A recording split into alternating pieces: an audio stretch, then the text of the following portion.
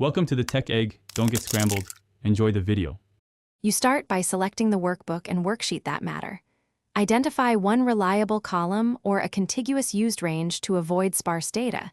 This speeds any method. Once done, choose your approach. A quick Excel formula, a VBA macro for automation, or Power Query for large tables. Make sure to save a copy. You will test on the copy. You need clarity on whether blank cells signify row end or data gaps, because that choice changes how you find the last row. Now run the chosen method. If you pick a formula, use lookup or index with row to return the last non-blank row.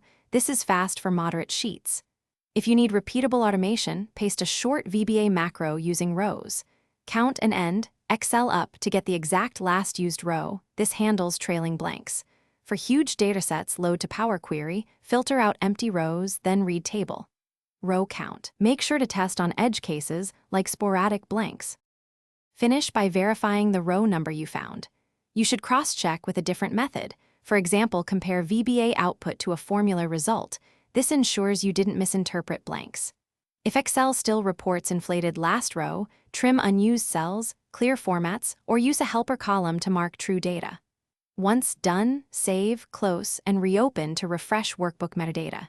If things go wrong, run a manual inspection on suspect columns to spot hidden characters or formulas causing phantom rows. Thanks for watching. Consider subscribing if I helped unscramble your problems.